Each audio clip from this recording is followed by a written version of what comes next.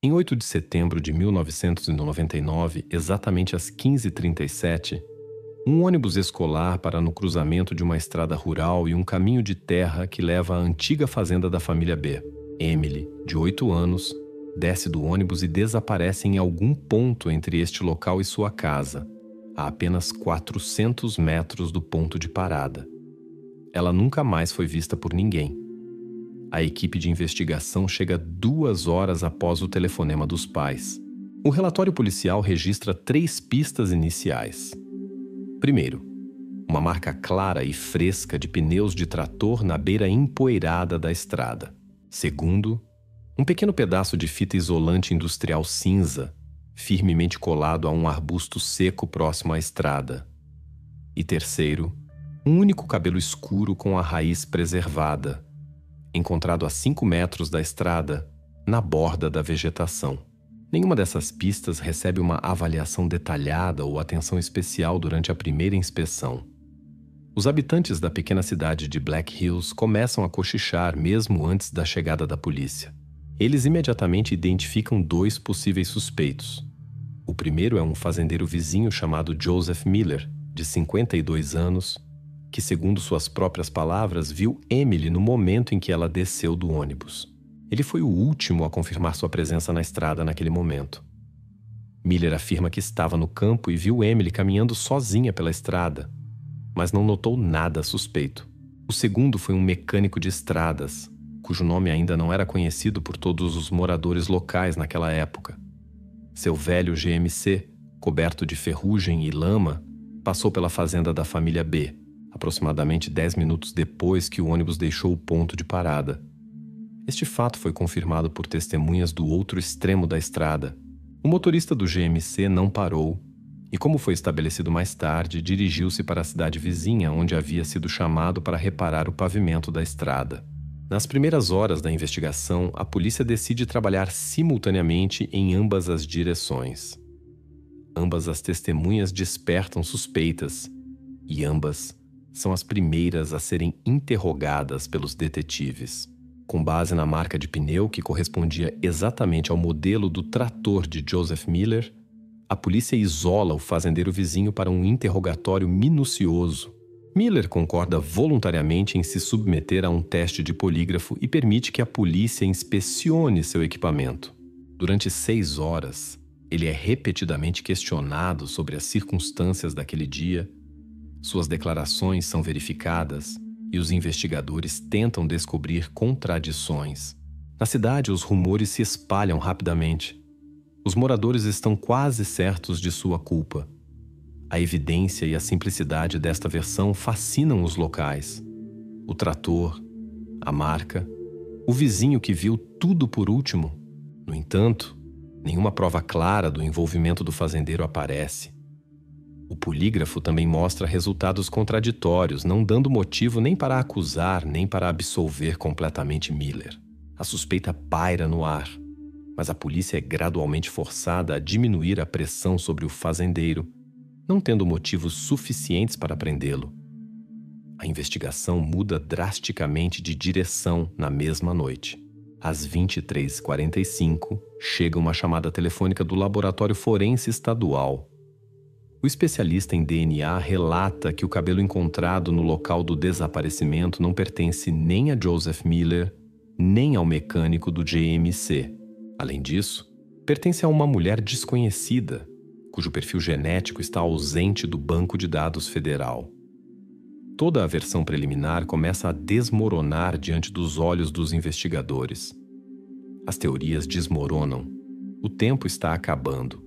É hora de verificar aqueles que eram considerados inocentes. Em 8 de setembro, dia do desaparecimento de Emily, o fazendeiro vizinho Jacob Ellie, de 54 anos, repentinamente interrompe sua rotina de trabalho habitual. Em vez da rotina diária nos campos, ele se apressa até a loja local para comprar uma nova corrente para o trator. Nenhum dos vizinhos se lembra de Jacob ter feito compras urgentes a essa hora do dia antes.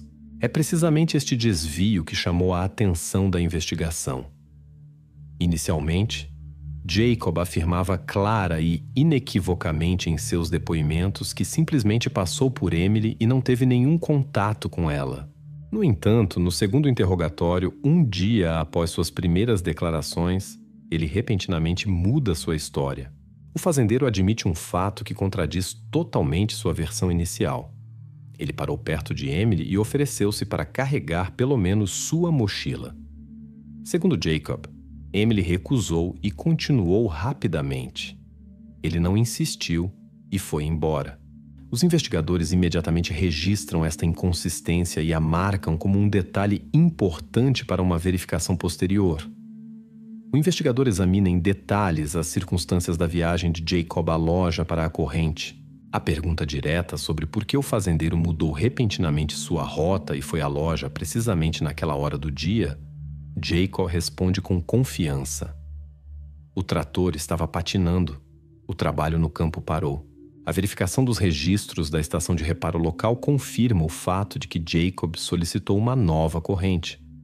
Mas o momento do registro do reparo coincide surpreendentemente quase minuto a minuto com o momento do desaparecimento de Emily.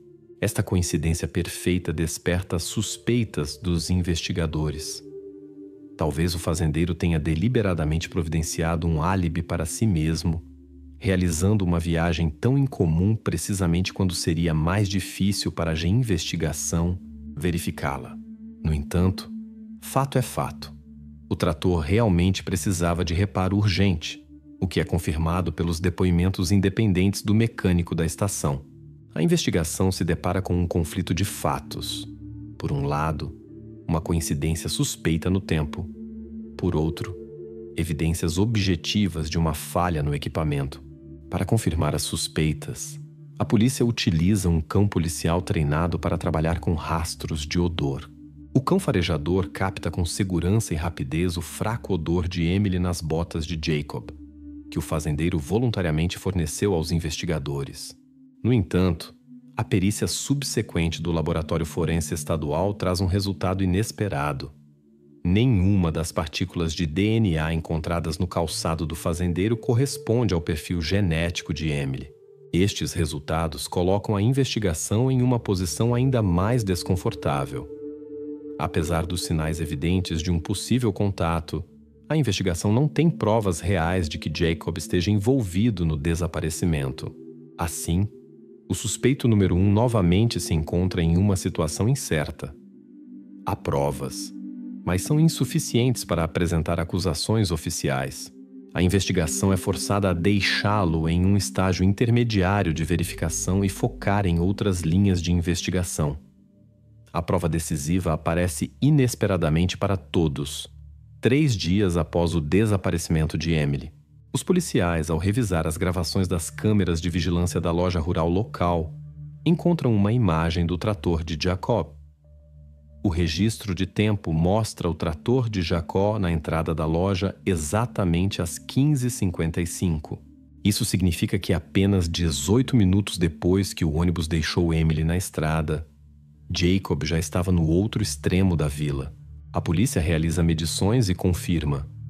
Considerando a distância e as capacidades técnicas do trator, o fazendeiro Jacob fisicamente não poderia ter tido tempo de cometer qualquer ato ilegal contra Emily e depois aparecer na loja em um intervalo de tempo tão curto. A gravação de vídeo torna-se uma prova crucial a seu favor, eliminando definitivamente as principais suspeitas da investigação. O fazendeiro é descartado.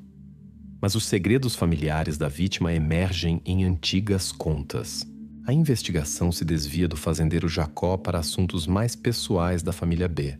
Durante uma busca na casa, realizada uma semana após o desaparecimento de Emily, os detetives descobrem, em um armário antigo no quarto dos pais, uma pilha de contas não pagas, cuidadosamente escondida sob pastas com papéis sobre a terra.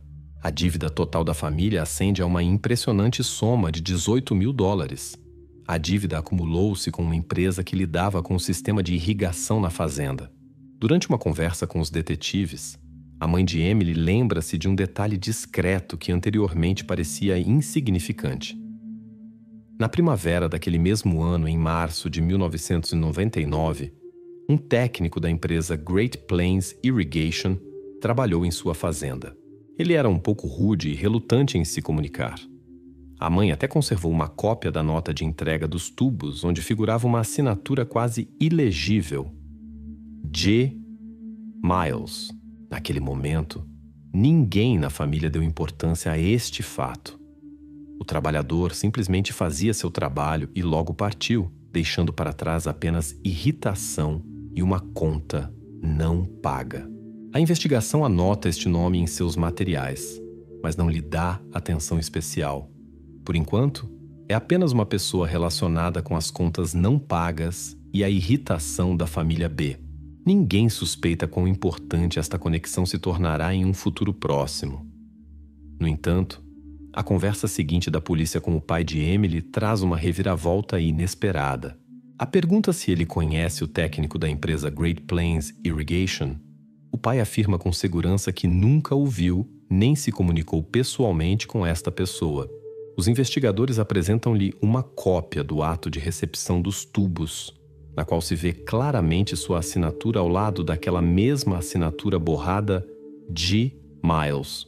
O pai, visivelmente surpreso com este fato, não consegue dar uma resposta clara e declara apenas que possivelmente assinou os papéis automaticamente, sem olhar para o rosto do trabalhador e sem se comunicar diretamente com ele.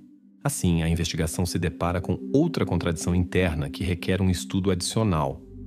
Alguém na família B claramente não está contando tudo, e detalhes que antes pareciam triviais começam a formar um quadro preocupante das possíveis causas do desaparecimento de Emily.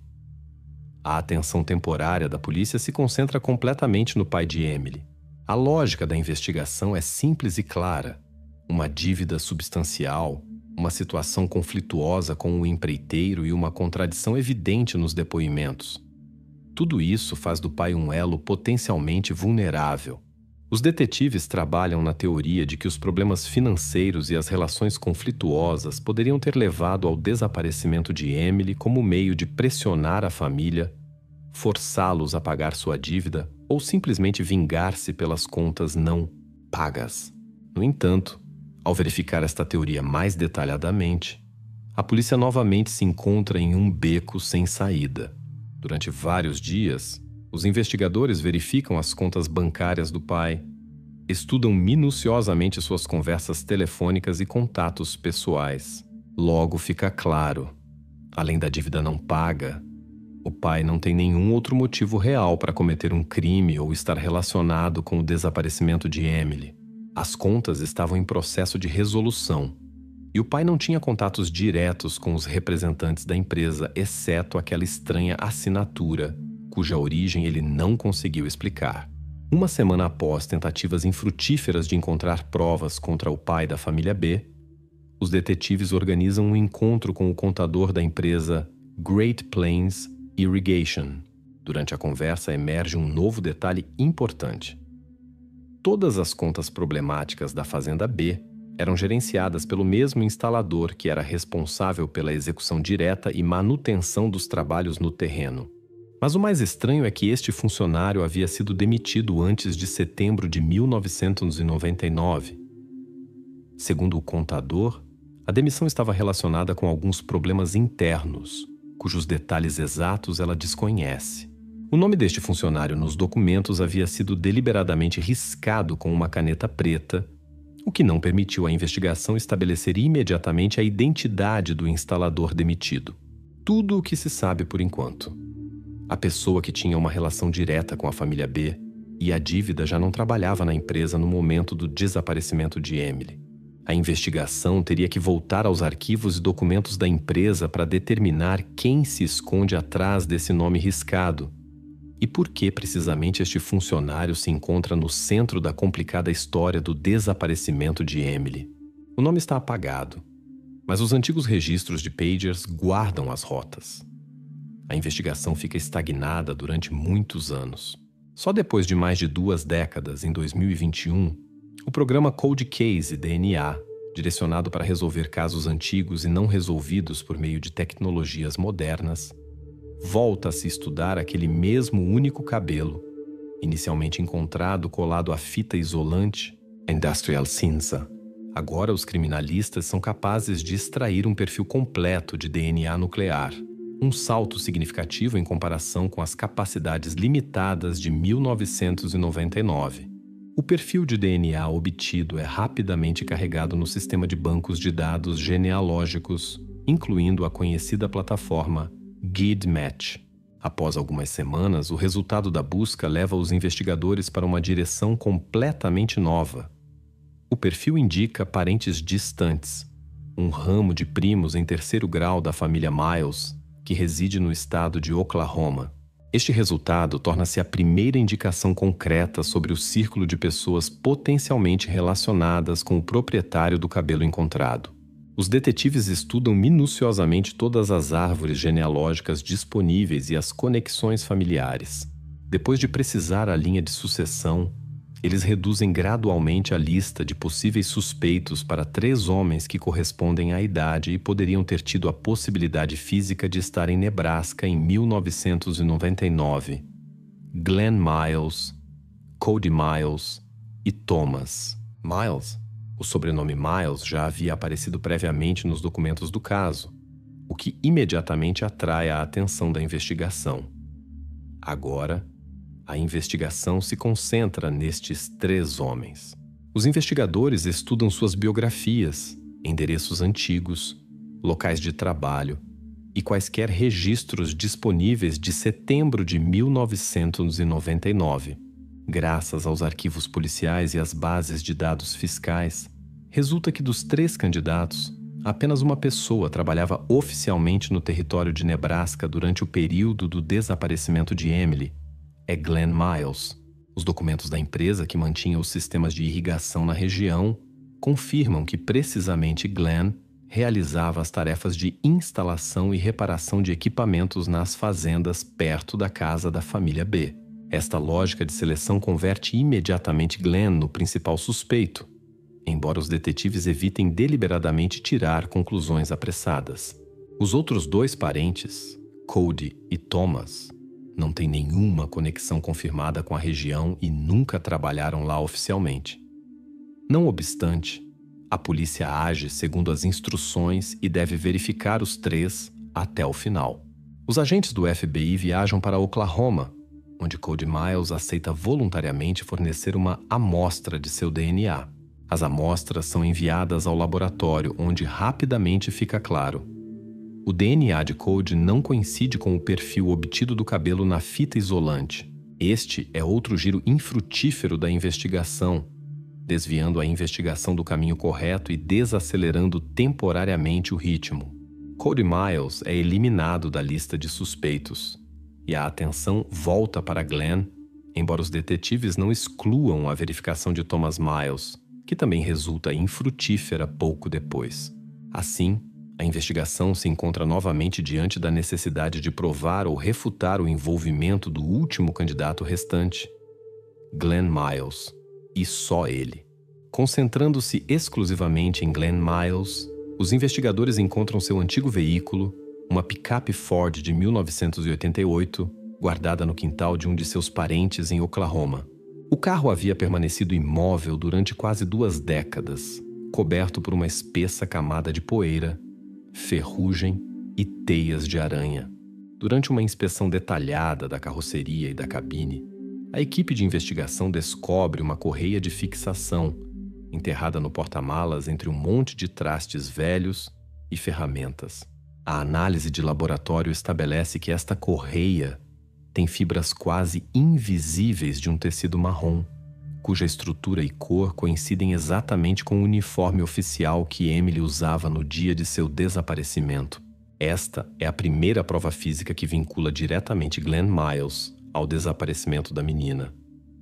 A partir deste momento, Miles passa oficialmente da categoria de suspeito potencial para uma figura diretamente relacionada com o incidente. No entanto, mesmo uma coincidência tão evidente não proporciona uma resposta definitiva. A investigação ainda não tem uma imagem completa. apenas fragmentos isolados que requerem uma verificação e confirmação adicionais antes que o caso possa ser considerado resolvido. Resta conectar as horas, a rota e o silo de concreto abandonado.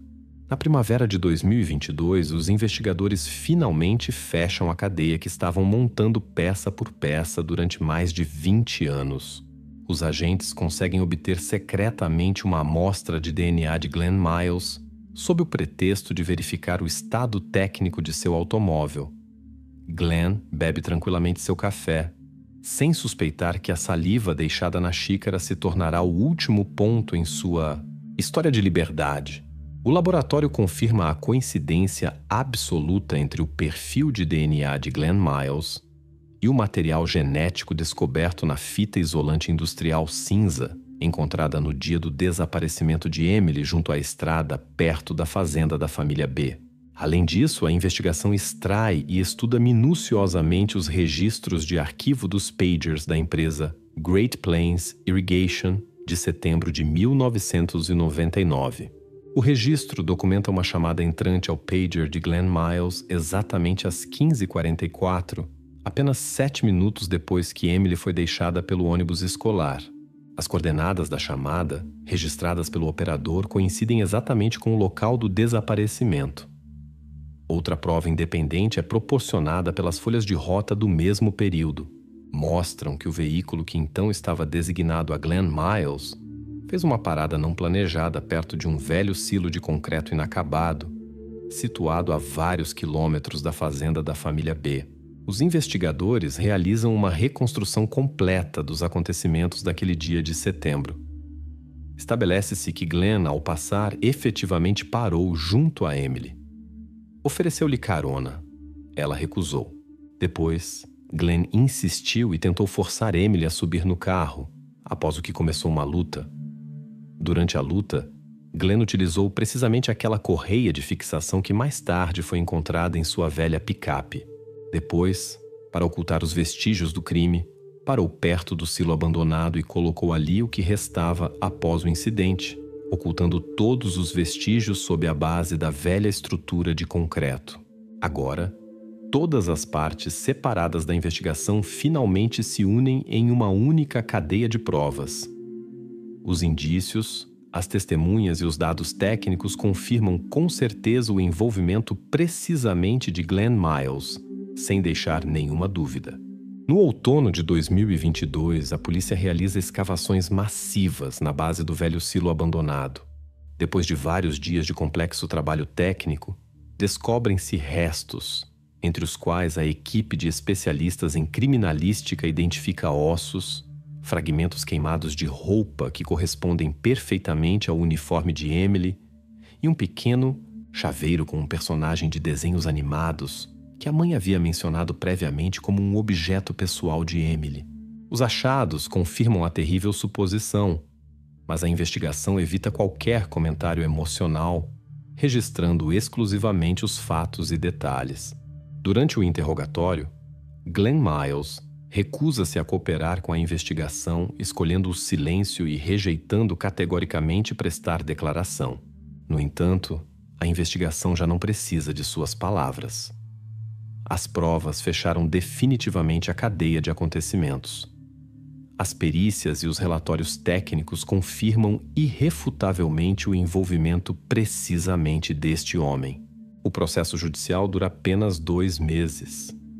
O júri examina o caso durante vários dias, após o qual emite um veredicto unânime.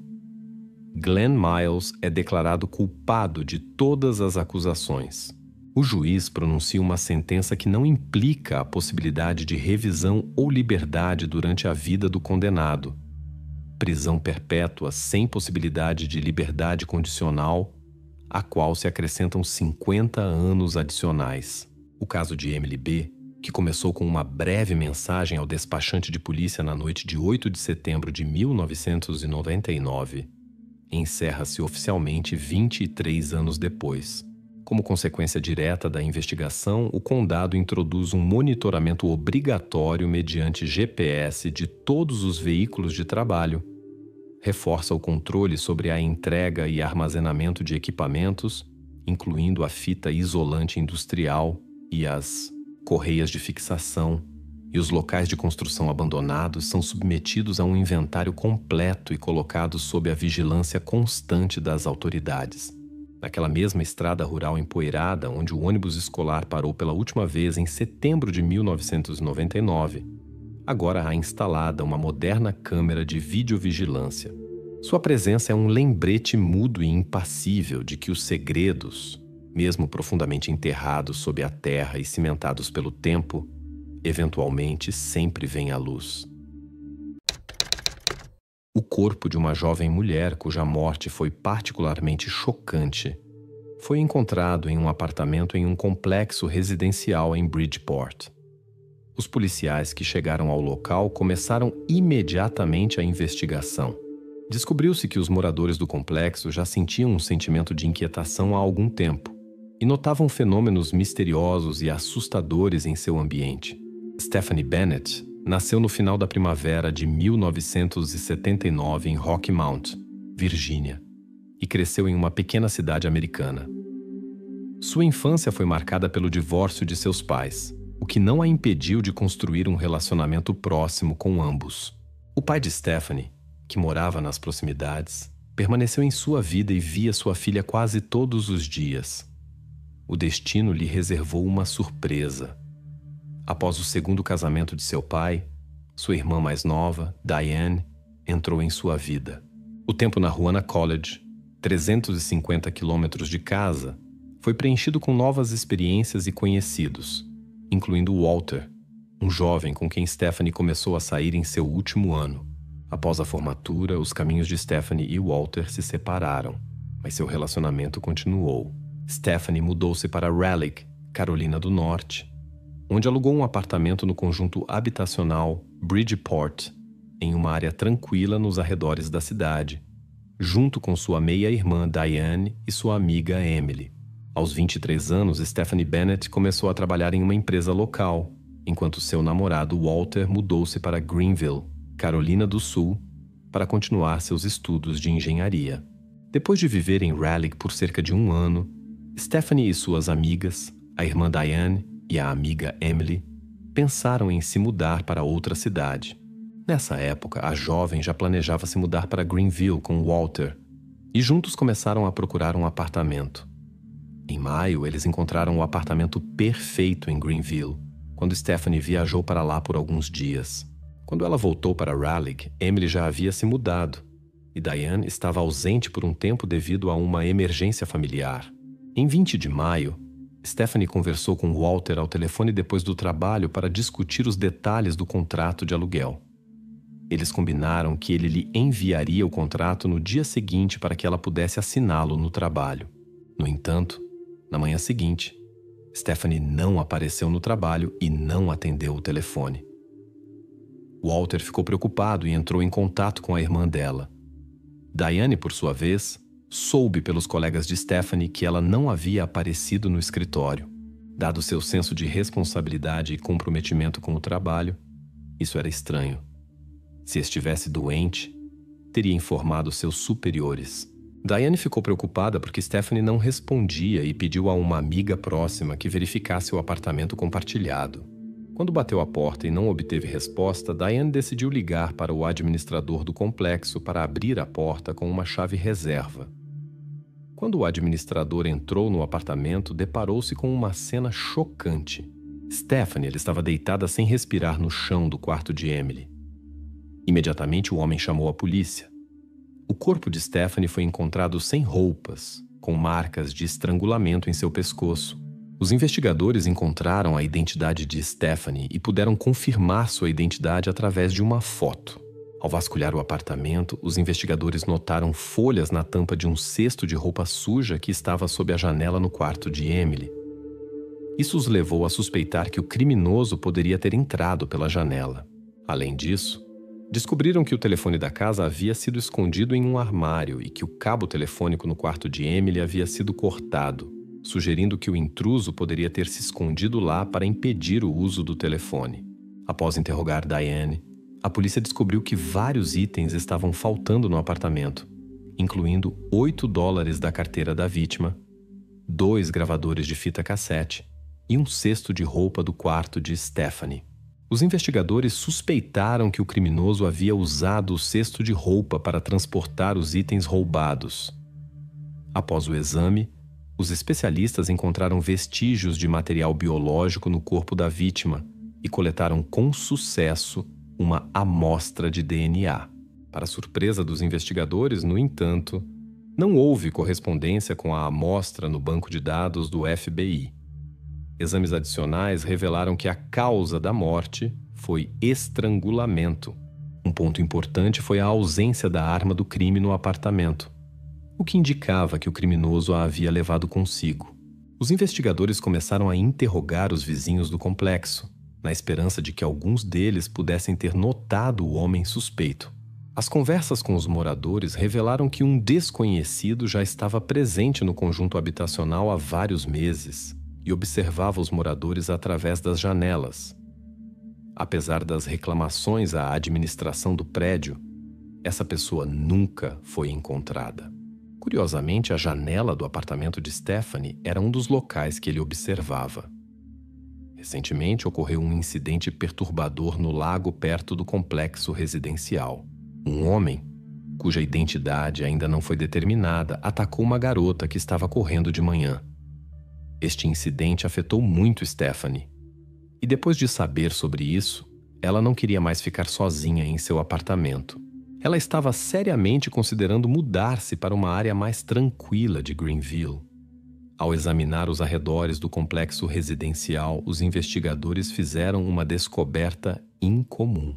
Encontraram uma grande quantidade de peças íntimas pessoais nos arbustos. A investigação forense determinou que esses itens pertenciam a Stephanie. Inicialmente, a polícia suspeitava que o criminoso poderia ter levado as coisas do apartamento dela, mas por algum motivo as deixou nos arbustos. No entanto, essa suposição logo foi refutada de maneira totalmente inesperada. Como se descobriu, um garoto vizinho havia se esgueirado no quarto de Stephanie e levado objetos pessoais.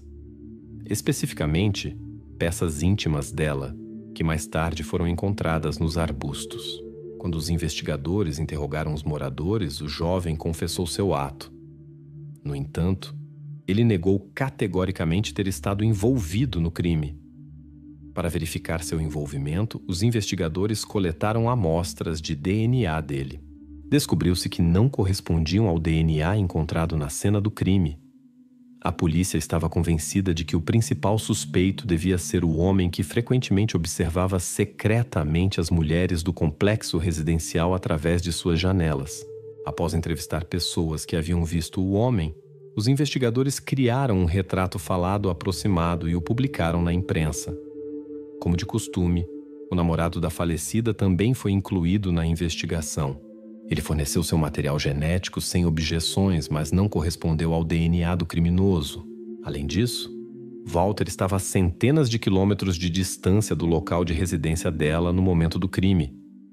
Então não poderia ter estado na cena do crime. A polícia então investigou todos os homens que viviam na propriedade e pediu que voluntariamente fornecessem DNA para testes. Esta abordagem também falhou. Os especialistas não encontraram uma única correspondência entre as 283 amostras recebidas. Neste ponto, não havia mais pistas úteis. Os investigadores decidiram vigiar o complexo residencial na esperança de encontrar o homem que havia observado os inquilinos. Para sua surpresa, logo tiveram sucesso. Em 3 de junho, os policiais viram um homem se aproximando de várias janelas no térreo e olhando para dentro dos apartamentos. Quando ele se aproximou de uma das janelas, começou a realizar atos obscenos. E a polícia o prendeu imediatamente. Descobriu-se que o homem era Christopher Lee, que já havia sido preso várias vezes por observação não autorizada e condenado por assediar uma mulher. Há 3 anos, os investigadores estavam confiantes de que finalmente haviam capturado o criminoso. Mas a decepção veio logo em seguida. O DNA de Christopher não correspondia à amostra encontrada no corpo da vítima. Ele foi acusado de causar incômodo público, mas foi removido da lista de suspeitos de assassinato. Desde então, a polícia procurou em vão por pistas no caso. Um ano depois, o investigador principal soube de um laboratório na Flórida que se especializava na identificação de grupos étnicos através do DNA. Ele duvidava da tecnologia, mas não queria perder a oportunidade e enviou amostras de DNA de 4 colegas de diferentes origens étnicas. Os especialistas tiveram 100% de sucesso e o detetive enviou a eles o DNA do assassino de Stephanie. O laboratório descobriu que o proprietário do DNA era branco. Mas essa informação não ajudou nas investigações. Em agosto de 2003, o pai da vítima ofereceu uma recompensa de $100 mil por informações que levassem à prisão do assassino. A mãe da jovem escreveu para jornais locais pedindo a qualquer pessoa que tivesse informações que pudessem ajudar na investigação que as transmitisse à polícia. Essas medidas trouxeram algumas dicas, mas infelizmente não levaram à solução do crime. Em abril de 2004, com base nos depoimentos de numerosas testemunhas, os investigadores decidiram questionar novamente os moradores do terreno. Estes indicavam que o homem que havia sido anteriormente preso por observação não autorizada talvez não fosse o único que rondava os edifícios e olhava pelas janelas. Com as informações sobre a identidade do homem e as fotos em mãos, os investigadores queriam falar novamente com os moradores que poderiam ter notado o homem. Infelizmente, ninguém conseguia lembrar seu rosto. O homem misterioso geralmente aparecia à noite e usava um capuz na cabeça. No entanto, algumas testemunhas afirmaram tê-lo visto sem o capuz e notaram que ele tinha cabelo comprido. Os investigadores entrevistaram dezenas de pessoas até finalmente encontrarem um homem que havia visto o suspeito pela janela de Stephanie pouco antes do crime. Esta testemunha já havia deposto antes, mas desta vez acrescentou novos detalhes.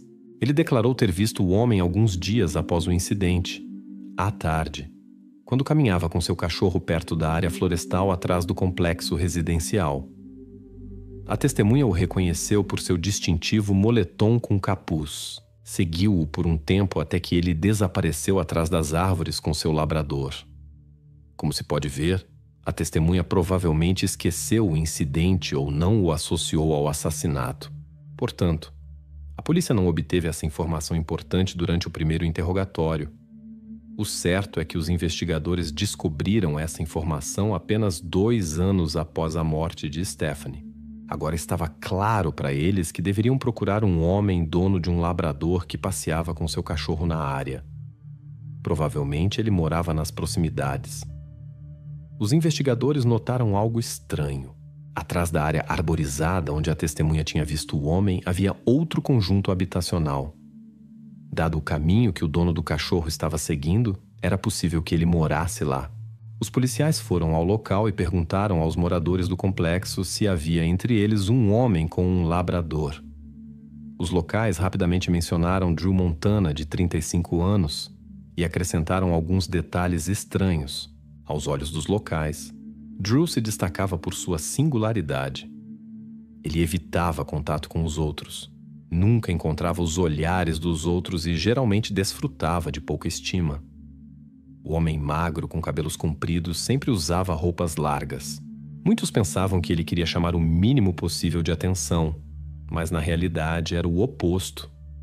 Para descobrir mais sobre ele, a polícia abordou uma senhora idosa conhecida por observar atentamente tudo o que acontecia no complexo. Ela deu uma guinada inesperada ao caso quando soube que o assassinato de Stephanie Bennett estava sendo investigado. Quando os policiais ouviram a resposta da mulher: "Vocês ainda não prenderam ninguém?" "Todo mundo sabe que foi o homem com o cachorro grande." Ficaram chocados. Levou 2 anos para encontrar esse homem, embora os moradores de sua casa inicialmente suspeitassem dele. Mas ninguém achou necessário reportar essa suspeita à polícia. Enquanto a polícia procurava por Drew, eles entrevistaram seus ex-vizinhos. Várias testemunhas forneceram informações perturbadoras. Uma mulher que morava um andar acima dele tinha visto Drew com um menino pequeno logo após o assassinato de Stephanie. Eles teriam caminhado juntos e conversado. A testemunha alegou que Drew pediu ao menino que não falasse com a polícia e não dissesse nada a ela. Isso levou os investigadores a presumir que o jovem era o adolescente que havia roubado as peças íntimas do apartamento da vítima. Além disso, várias mulheres estavam seriamente preocupadas com Drew. Elas o haviam visto de manhã correndo ou caminhando em áreas remotas, onde ele as seguia ou até as perseguia. Descobriu-se que Drew havia se mudado do complexo para o outro lado da cidade. Os investigadores decidiram falar com ele e visitaram seu novo apartamento. No entanto, ninguém respondeu à sua batida. Eles vieram várias vezes em diferentes momentos do dia, mas nunca obtiveram resposta. Talvez Drew nunca estivesse em casa ou ele estivesse deliberadamente evitando a polícia. Os investigadores, sem oportunidade de falar com Drew, encontraram seu local de trabalho e foram até lá, na esperança de esclarecer a história confusa. Os investigadores que seguiram o caso visitaram o local de trabalho do suspeito. Descobriu-se que ele era químico e trabalhava em um laboratório de fertilizantes. Quando perguntado sobre o assassinato de Stephanie Bennett, ele surpreendentemente declarou que não tinha ouvido falar do caso. Isso pareceu estranho, já que Drew morava a apenas 1 quilômetro da cena do crime. Sua relutância em falar com a polícia era óbvia. Ele alegou estar ocupado e se ofereceu para se encontrar em sua casa em um momento conveniente para ele. Os policiais que chegaram à sua casa encontraram o homem que finalmente lhes concedeu entrada. Durante a conversa, Drew afirmou nunca ter caminhado com seu cachorro perto da casa de Stephanie. No entanto, a polícia tinha testemunhas que afirmavam o contrário, o que levou os investigadores a duvidar de sua declaração. Drew também afirmou que não usava óculos, embora sua carteira de motorista indicasse que ele deveria usar óculos. E testemunhas disseram ter visto um homem olhando pelas janelas usando óculos. Quando Drew se recusou a fornecer uma amostra de DNA, os investigadores começaram a observá-lo secretamente, na esperança de obter material para análise de outra forma. No entanto, isso se provou difícil, pois o homem tomava cuidado para não deixar objetos utilizáveis.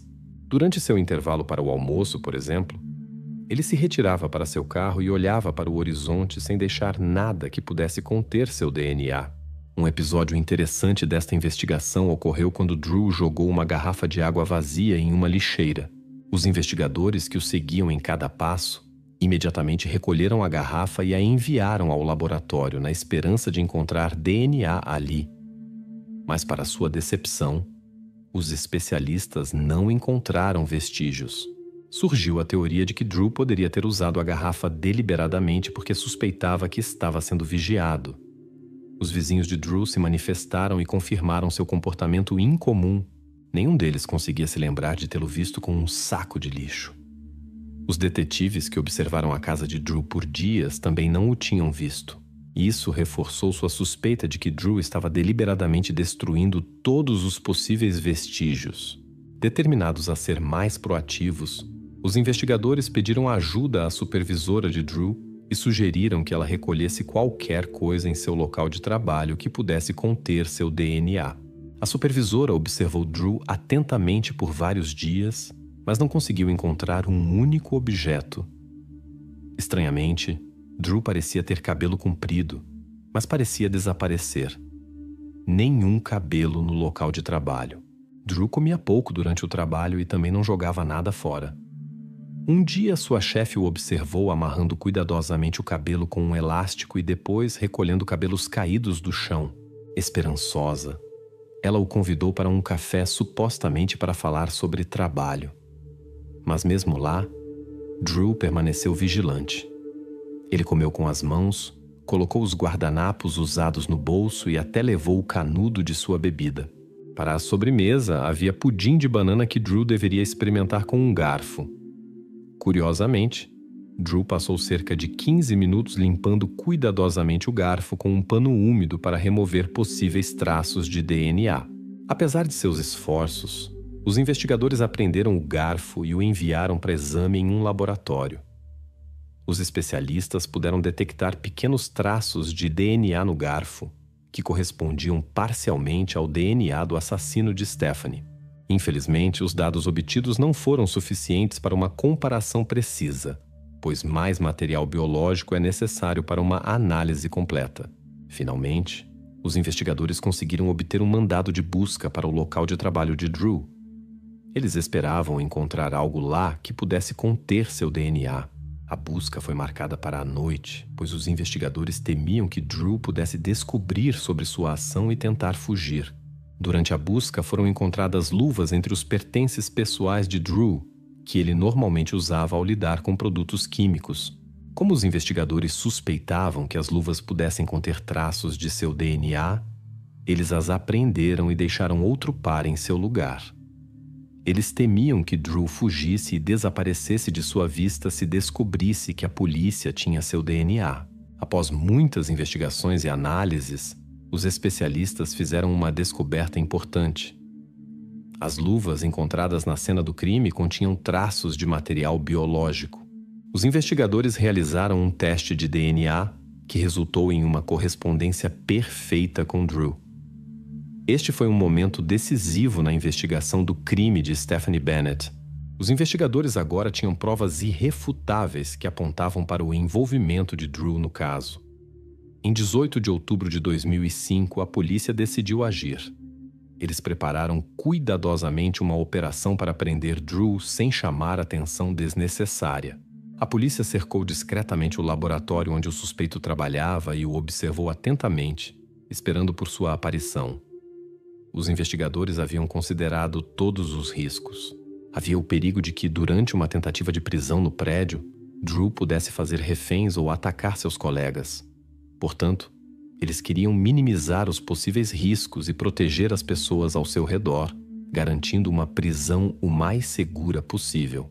As preocupações dos investigadores em relação ao homem se mostraram justificadas e fundamentadas. Assim que ele deixou o prédio, a polícia o prendeu imediatamente e encontrou uma pistola carregada em sua posse. Obviamente, o criminoso sabia que uma prisão era inevitável e não se renderia sem lutar. Durante o interrogatório, que durou mais de 6 horas, Drew permaneceu em silêncio. Ele recusou comida e água, mal se moveu e eventualmente teve que ser transportado pela estação em uma cadeira de rodas pelos investigadores. Quando os investigadores obtiveram um mandado de busca e revistaram seu apartamento, encontraram muitas coisas perturbadoras. Entre outras coisas, eles encontraram um cesto de roupa que havia sido roubado do apartamento de Stephanie. Além disso, havia um arsenal de armas no apartamento. 9 pistolas, 2 rifles, 40 facas, uma espada e um facão. Também havia gazuas e algemas. Uma descoberta particularmente perturbadora foi um caderno com dezenas de nomes de mulheres nele. A polícia começou imediatamente a verificar e procurar essas mulheres para garantir que estivessem seguras. Entre elas estava uma moradora do mesmo complexo onde Drew morava. Ela havia reclamado anteriormente de seu comportamento estranho. Quando questionada, ela disse que se sentia desconfortável sob seu olhar. Seus temores foram confirmados quando a polícia encontrou seus objetos pessoais no apartamento de Drew, incluindo itens pessoais como peças íntimas e artigos de higiene, bem como uma cópia de uma fita de seu baile de formatura do ensino médio. Descobriu-se que Drew havia invadido seu apartamento, roubado a fita, feito uma cópia e devolvido o original. Mas isso não é tudo. No apartamento de Drew, também foi encontrado um cheque feito em nome de uma mulher que havia sido assassinada anos antes. Após investigações adicionais, foi revelado que Drew vivia na mesma cidade onde o crime ocorreu na época. Essas circunstâncias apenas acrescentaram mais perguntas à sua história já misteriosa. A mulher foi baleada com uma arma de calibre raro. Por coincidência ou não, esta foi a arma encontrada com Drew durante a busca em seu apartamento. Este fato imediatamente o tornou um dos principais suspeitos. No entanto, antes mesmo que o processo sobre o tiroteio pudesse começar, Drew já estava aguardando o julgamento pelo crime cometido contra Stephanie. Um mês após sua prisão, a promotoria anunciou sua intenção de buscar a pena de morte para Drew. O julgamento estava marcado para ocorrer no ano seguinte, e na expectativa desse julgamento, Drew passou algum tempo em isolamento. No entanto, o julgamento nunca aconteceu. Em 1º de janeiro de 2006, Drew foi encontrado morto em sua cela, tendo tirado a própria vida apesar de todas as precauções. Uma investigação sobre seu passado revelou alguns pontos importantes. Drew cresceu em uma família completa com 3 irmãos. Seu pai era um homem com tendência à violência. Ele abusava fisicamente das crianças até que sua mãe fugiu com elas para outro estado. Essas experiências traumáticas tornaram Drew um adolescente reservado, e com o tempo, seu comportamento reservado se intensificou. No entanto, ele conseguiu completar uma boa educação e conseguir um emprego como químico. Colegas o descreveram como uma pessoa muito inteligente, mas notaram que ele praticamente não possuía habilidades sociais. Ele não tinha amigos no trabalho, evitava fazer contatos e sempre tentava se manter afastado da equipe. Drew era, portanto, um homem com um passado difícil e um caráter complexo, cuja história deixa muitas perguntas sem resposta. Aqui está um detalhe surpreendente.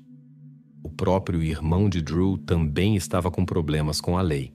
Ele foi condenado por filmar secretamente mulheres com uma câmera, pelo qual recebeu uma sentença suspensa. Mas a reviravolta veio em 2008, quando a mãe de Drew foi ao tribunal. Ela responsabilizou as autoridades estatais pela morte de seu filho, alegando que elas poderiam ter evitado sua morte. No entanto, o juiz concluiu que os funcionários da prisão haviam feito tudo ao seu alcance para protegê-lo. Por outro lado, o pai de Stephanie Bennett tentou processar a administração do complexo residencial. Ele alegou que eles não haviam considerado as reclamações dos moradores sobre o homem que os observava e não haviam prestado atenção adequada à segurança. Consequentemente, o complexo não estava adequadamente iluminado à noite, permitindo que os intrusos permanecessem não detectados. Além disso, ele descobriu que a janela no apartamento de sua filha estava quebrada e a administração do complexo não tinha pressa em resolver esse problema, embora fossem diretamente responsáveis por isso.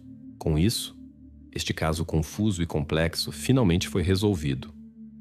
Mas a polícia ainda se pergunta quantas vítimas Drew poderia ter tido. Todas as informações disponíveis indicam que ele tinha uma preferência por crimes em série. Após sua morte, tornou-se quase impossível descobrir a verdade, deixando muitas perguntas sem resposta. Na madrugada de 10 de fevereiro de 2021, T sentiu inquietação ao ouvir sons incomuns vindos da cozinha. Quando desceu, viu uma pessoa estranha tentando colocar um objeto grande em uma mala. T imediatamente percebeu que sua mãe estava em apuros e se deu conta de que ela mesma poderia estar em perigo. Nascida nos anos 90 nas Filipinas, Christina Rove cresceu em uma cidade onde as culturas se misturavam. Sua mãe, uma filipina nativa, e seu pai, Marcos, com raízes britânicas, ofereceram-lhe uma ampla perspectiva do mundo. Pouco se sabe sobre a juventude de Christina, pois sua família valorizava a preservação de sua privacidade. No entanto, sabe-se que ela tinha uma irmã com quem mantinha uma relação calorosa e próxima. Em 2010, a vida de Christina mudou drasticamente quando conheceu seu companheiro, que logo se tornaria o pai de sua filha. Apesar da ausência do pai, Christina enfrentou corajosamente o desafio de ser mãe solteira e fez de sua filha o centro de sua vida, dedicando-se a ela com amor e responsabilidade. Entre 2017 e 2018, Christina enfrentou dificuldades econômicas em Angeles, onde as oportunidades de trabalho e educação tornavam-se cada vez mais limitadas. A cidade, infelizmente, sofria com sérios problemas sociais, que empurravam seus habitantes para estratégias de sobrevivência que estavam no limite da lei. Particularmente preocupante era a situação de muitas mulheres, que enfrentavam a difícil escolha de garantir uma vida digna para si e suas famílias. Devido à necessidade urgente de mudança e ao desejo de se cercar de uma nova atmosfera, Christina deu um passo significativo em sua vida. Com esperança no coração e as possibilidades oferecidas pela cidadania britânica, ela fez as malas e partiu com sua filha em busca de uma vida melhor no Reino Unido, deixando para trás família e amigos. Sua decisão de se mudar para Worcester foi cheia de determinação e do desejo de oferecer à sua filha as oportunidades que ela mesma não teve na infância. Após a mudança, Christina mostrou incrível resiliência e diligência, aceitando vários empregos, desde uma posição em um grande centro comercial até trabalho árduo nos correios. Mas o que ela mais gostava era de modelar, graças à sua aparência única e carisma, o que a tornava requisitada no mercado de modelos inglês. Seu calor, atenção aos outros e talento fizeram de Christina uma personalidade com profundas qualidades espirituais e intelectuais. Christina sempre buscou conhecimento e autoexpressão através da escrita, sonhando com uma carreira como escritora.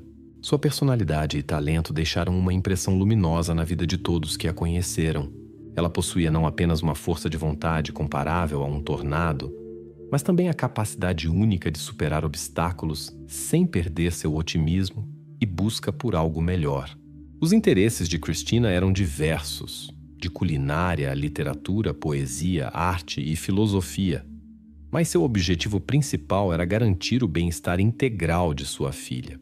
Na imprensa, Christina era frequentemente descrita como uma mãe gentil e atenta, que mantinha com sua filha relações quase fraternas.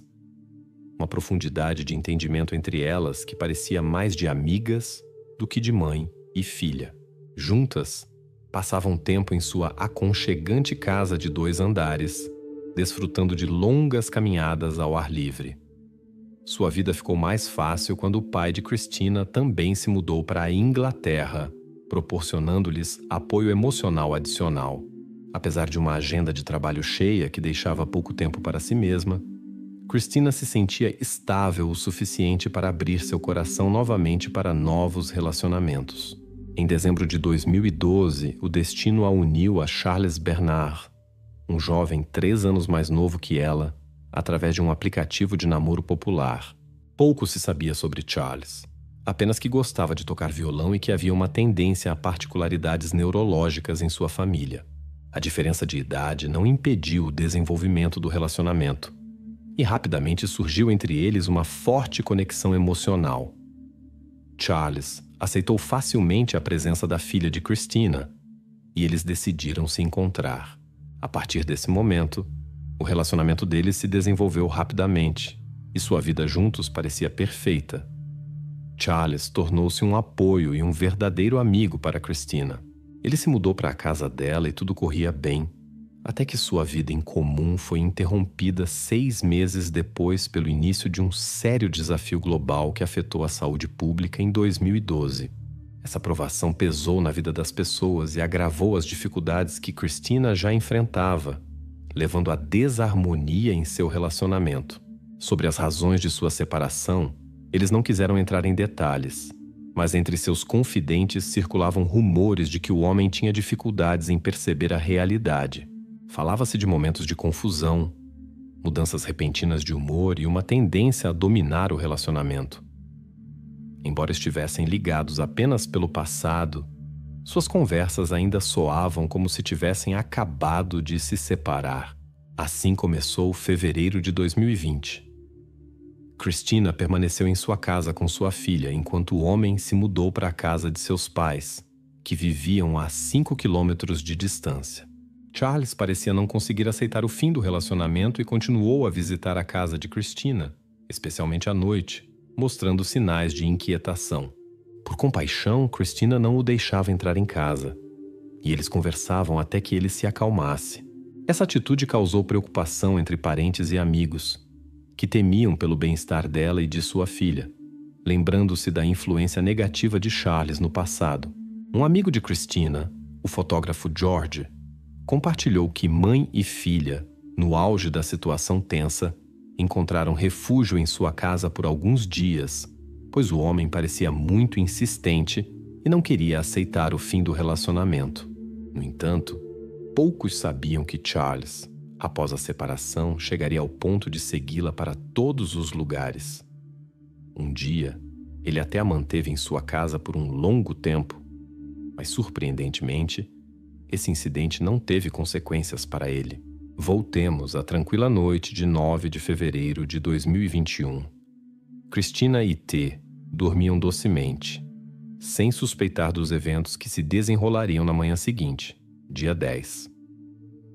Charles dirigiu-se à casa de Christina com seu veículo, levando uma mala. Parece que Christina o deixou entrar voluntariamente, já que não foram encontrados sinais de arrombamento. Logo depois, um conflito eclodiu entre eles na cozinha, que infelizmente evoluiu para uma discussão acalorada. Em um momento de forte excitação, Charles agiu impensadamente, o que teve consequências trágicas para Christina. Durante essa confusão, guiada pela curiosidade infantil, T desceu para ver o que estava acontecendo e testemunhou uma cena triste na cozinha. Ela viu Charles tentando colocar algo grande na mala sem sucesso. Apesar de sua tenra idade, T reconheceu imediatamente a gravidade da situação. Quando Charles percebeu que suas ações haviam sido descobertas, agiu em pânico de forma impensada e tentou se livrar da testemunha. Depois colocou T, que havia perdido a consciência, no banheiro, esperando evitar mais problemas. Após algum tempo, T recuperou a consciência e, devido à sua inteligência aguçada e coragem, decidiu não se mover, mas ouvir atentamente os sons ao seu redor, que provavelmente eram sons de limpeza. Logo depois de ouvir a porta se fechando, Charles deixou a casa. Na manhã daquele mesmo dia, os vizinhos foram acordados por barulhos altos e gritos, seguidos por um silêncio incomum. Esse evento, embora estranho, não foi reportado às autoridades. Mais tarde, quando Charles saiu da casa, uma vizinha notou que ele carregava algo que parecia um estojo de violão. Na verdade, era uma mala que ele havia trazido. E dentro dela havia algo muito preocupante, sobre o qual não se pode falar no YouTube. Mas talvez você possa imaginar o que era. Os rastros da mala levantaram suspeitas. Charles colocou a mala no carro de sua mãe e depois voltou à casa para adicionar objetos pesados à mala. Isso deveria facilitar o afundamento no rio. Em seguida, dirigiu-se à ponte sobre o rio ao norte, onde tentou se livrar da mala. Sua primeira tentativa falhou por falta de força, então ele a deixou sob a ponte, nas águas do rio. Ao retornar para casa, Charles não encontrou T no banheiro, o que o preocupou. Temendo ser descoberto, rapidamente deixou o local e voltou para a casa de seus pais. Naquela mesma manhã, um transeunte chamado Doug Walker, que passeava com seu cachorro, notou rastros suspeitos na ponte. Ele decidiu reportá-los à polícia. Naquele momento crucial, T reuniu todas as suas forças e usou o telefone de sua mãe para pedir ajuda. Pouco tempo depois, socorristas médicos e a polícia chegaram ao local.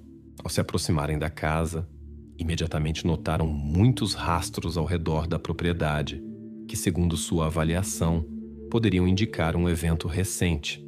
Após entrar na casa, T foi imediatamente levada para um local seguro e depois transportada para o hospital para receber o suporte necessário. Ao mesmo tempo, os policiais começaram a questionar a vizinhança para descobrir se algum incidente incomum havia sido observado. Os residentes dispostos a falar compartilharam suas observações sobre sons estranhos na madrugada. Após coletar informações, os investigadores começaram a procurar pela mãe de T, esperando encontrá-la ilesa e saber mais sobre o ocorrido. Graças às informações fornecidas por T, eles puderam identificar rapidamente Charles na casa de seus pais e detê-lo para interrogatório. Em 10 de fevereiro, uma investigação extensiva foi iniciada na cidade, envolvendo várias unidades policiais, incluindo grupos especializados e recursos técnicos. Esses esforços foram retratados na mídia como uma operação significativa para encontrar Christina, que estava desaparecida. Depois de várias horas de busca por volta da noite, conseguiram encontrar a referida mala. Durante as investigações, o homem foi preso no mesmo dia. Ele declarou imediatamente que normalmente toma medicamentos para estabilizar sua condição, mas havia esquecido de tomar no dia anterior. Embora os médicos não pudessem confirmar suas declarações, concordaram que ele poderia ser interrogado. Na quinta-feira, 11 de fevereiro de 2021, A polícia informou à mídia que uma pessoa sem sinais vitais havia sido encontrada e que sua família já havia sido informada. No comunicado, não foi especificado que a identidade da pessoa falecida ainda não havia sido oficialmente estabelecida, mas suspeita-se que poderia ser Christina Rowe. Nesse dia, as restrições em uma das áreas de busca foram levantadas, enquanto em outras continuava-se a procurar por evidências adicionais. O exame médico legal indicou lesões significativas, sugerindo uma situação complicada, incluindo danos a órgãos vitais. Mais tarde, Charles Fern, de 24 anos, foi acusado de causar danos a Christina Rowe, de 28 anos, bem como de ações inadequadas em relação a uma menor. Em relação ao segundo caso, o homem declarou que estava em estado de confusão e não havia percebido a situação como ela realmente era, e parou quando reconheceu a realidade. Ele negou qualquer intenção de causar danos. Na sexta-feira, 12 de fevereiro de 2021, Charles compareceu ao tribunal, onde mostrou arrependimento durante todo o processo. Naquele dia memorável, quando o juiz e o acusado se enfrentaram, este permaneceu com perfeita calma diante do tribunal, de braços cruzados. Limitou-se a confirmar seus dados pessoais e negou qualquer ligação com os eventos discutidos. O promotor Ralph Robbins enfatizou a importância do caso e sugeriu encaminhá-lo para análise a uma instância superior. O defensor do acusado reconheceu a dificuldade da situação de seu cliente, mas observou que suas opções eram limitadas neste estágio. O juiz, após pesar os argumentos de ambos os lados, decidiu que o acusado permaneceria detido até a audiência em um tribunal superior e apontou os riscos que uma libertação temporária poderia acarretar. Atenção especial foi dada ao depoimento de uma jovem testemunha que expressou preocupação com possível pressão de Charles em caso de sua libertação, já que ele poderia representar uma ameaça para ela devido a seu testemunho contra ele. No curso das investigações em andamento, evidências convincentes foram coletadas, e especialistas examinaram cuidadosamente todas as circunstâncias do incidente. Quando o caso finalmente chegou ao Tribunal Superior, o acusado deu um passo inesperado, recusando-se a admitir culpa por um crime grave, mas confessando uma ofensa menos séria, alegando circunstâncias atenuantes e afirmando ter agido sem intenção. Em dezembro de 2021, durante outro processo judicial, ele admitiu sua responsabilidade por uma ação extremamente arriscada em relação a Ti, enquanto falava de seu mal-estar psíquico naquele momento. A defesa apresentou evidências médicas que deveriam apoiar suas declarações na esperança de atenuar as acusações. Em sua opinião, sua decisão foi espontânea e ocorreu no momento em que ela apareceu inesperadamente na cozinha. Foi enfatizado que por trás das ações do acusado estavam dificuldades psicológicas, incluindo paranoia e distúrbios do pensamento. No entanto, a promotoria insistiu que, apesar dos sofrimentos psíquicos, no momento do ato ele reconheceu a incorreção de suas ações e seu estado não o isenta da responsabilidade por seu ato em relação a Christina. Durante as audiências, soube-se que Charles havia relatado à polícia uma perda de controle. Sua percepção de Christina como uma intrusa que havia invadido a casa foi causada por distúrbios do pensamento. De acordo com sua lógica, ele queria proteger Ti. Mais tarde, a promotoria apontou a falta de lógica em seus argumentos, pois imediatamente após o conflito com Christina, ele dirigiu sua atenção a Ti, o que não teria feito se suas intenções fossem honrosas. O promotor questionou a essência de tal ajuda.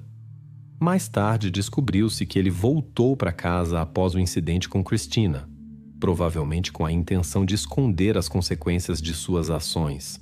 No entanto, quando viu que Ti estava recuperando a consciência, mudou suas intenções. A defesa alegou que seu cliente salvou vidas ao preferir a punição, para evitar que o destino de Christina se repetisse. O juiz, depois de ouvir todos os argumentos, dirigiu-se ao acusado e apontou que suas ações levaram Ti, perturbada pelos gritos, a descer as escadas. Ele expressou dúvidas sobre a história da visita à casa de Christina e suspeitou que as verdadeiras intenções eram completamente diferentes. O tribunal considerou o caso particularmente grave e viu nas ações de Charles um sinal de sua periculosidade para a sociedade. Em 25 de março de 2022, Charles Byrne, de 25 anos, foi condenado à prisão perpétua, com possibilidade de liberdade condicional após 16 anos, por causar danos à sua ex-companheira Christina, de 28 anos. Além disso, foi-lhe imposta uma pena de 13 anos e 6 meses por ações contra outros, sendo que essas penas serão cumpridas simultaneamente. Na primeira fase de sua detenção, Charles será alojado em uma instituição médica especializada, onde receberá o tratamento necessário antes de ser transferido para uma prisão quando seu estado melhorar. Durante o julgamento, o pai de Christina compartilhou seus sentimentos e falou sobre como a perda de sua filha causou a ele e sua família dor imensurável e profundo abalo emocional, com os quais eles ainda se deparam hoje. A família também falou sobre suas experiências com a perda e o medo da possibilidade de repetição da tragédia, o que exigiu apoio e tratamento psicológico.